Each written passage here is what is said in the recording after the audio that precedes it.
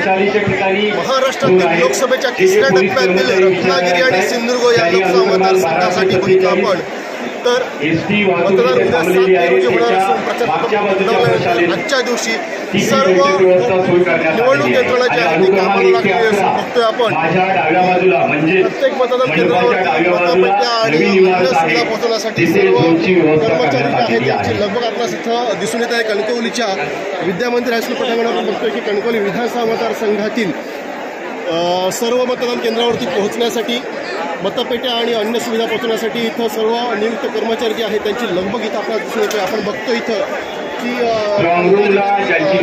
हे स्वतः इथं देखील मतपेट्या ज्या आहेत त्या मतपेट्या नियुक्त केलेल्या कर्मचाऱ्यांना वाटप करण्याचं काम जे आहे ते सुरू आहे। अत्यंत शिस्तबद्ध पद्धतीने प्रत्येक कर्मचाऱ्याला त्यांच्या नावात जी काय दिलेली मतपेट्या आणि अन्य शाही करण्याचं काम सुरू आहे। आपण बघतोय की एकूण 47 इथं टेबल मागलेले आहेत आणि या 47 टेबलमधून प्रत्येक कर्मचारी जे आहेत मतदान केंद्रावरती त्यांच्या ज्या काय मतदान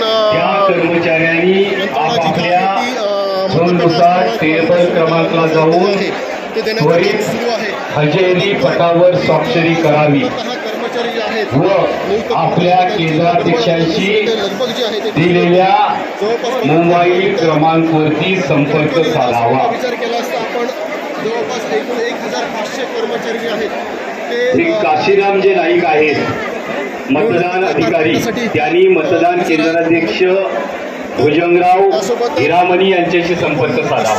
332 मतपेट्या काशीराम ह्या मतदान केंद्रावरती पोहोचणार आहेत आणि त्यासोबतच बघितलं आपण तर कर्मचाऱ्यांना मतदान केंद्रावरती सुरळीत पोहोचवण्यासाठी एसटी प्रशासनाला पण दक्षता घेतली असून कणकवली विधानसभा मतदारसंघामध्ये एकूण 45 एसटी बसेस ज्या आहेत त्या इथं आपण त्या टेबलच्या ठिकाणी जे झोन आहे तिथेही आपण माहिती विचारू शकता। ते सुद्धा कणकवली विधानसभा मतदारसंघामध्ये तैनात करण्यात आलेले आहेत। आपण संपूर्ण जिल्ह्याचा विचार केला असता एकूण 566 मतदार मतदानाचा मतदान केंद्राध्यक्ष आहेत त्यांच्याशी संपर्क साधावा आहेत आणि या 918 मतदान केंद्रावरती मतदान कर्मचारी आहेत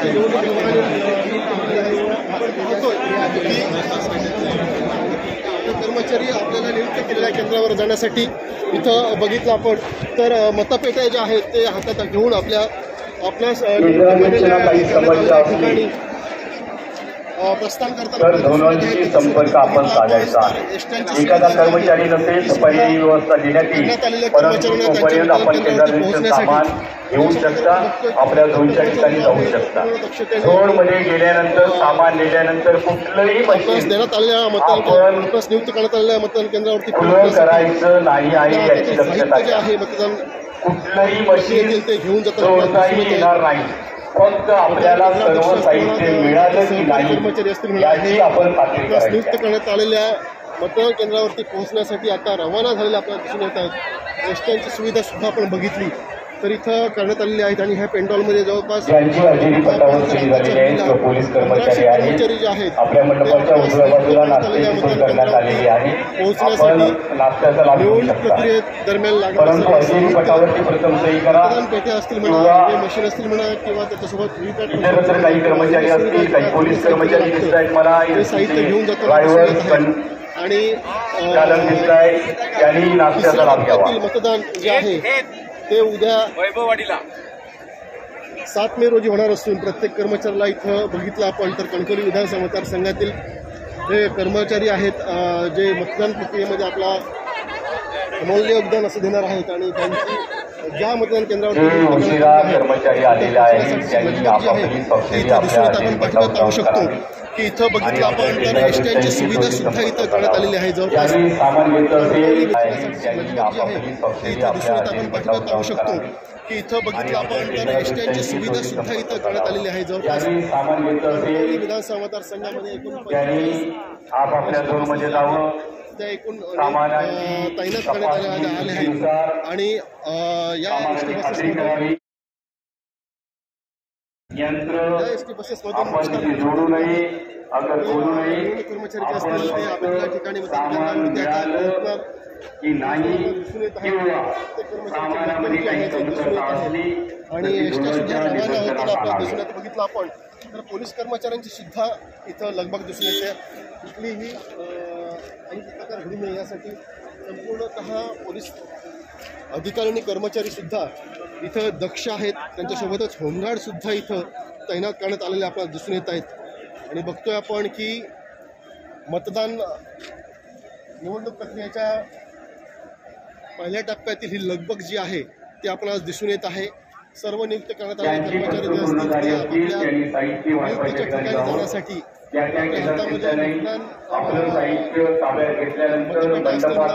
साहित्य जे आहे ते घेऊन जाताना आपल्याला दिसून येत आहेत. आणि त्यांच्यासोबतच कायदा आणि सुव्यवस्था आणि कुठलाही अनुचित यासाठी बघितलं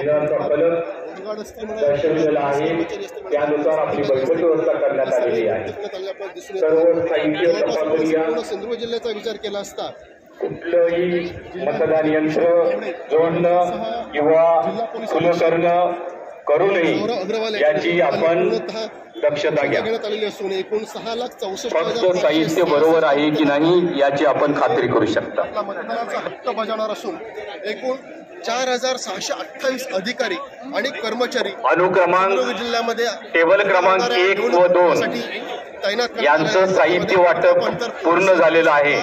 त्यांचंही आम्ही अभिनंदन करतो. योग्यरित्या त्यांनी साहित्य वाटप केलं आणि यांच्यासह 2000 टेबल क्रमांक 1 व 2 साहित्य वाटप पूर्ण झालेलं आहे. 45 होमगार्डची नियुक्ती जी आहे ती इथं करण्यात आलेली आहे. आणि अशा प्रकारे बघतोय की आपापल्या नियुक्त करण्यात आलेल्या मतदान केंद्रावरती पोहोचण्यासाठी इथं ज्या कोतवालांनी अजूनही स्ट्रॉंग रूमशी संपर्क साधलेला नाही त्यांनी स्ट्रॉंग रूमशी संपर्क साधावा. आपल्यास दिसून येत आहे.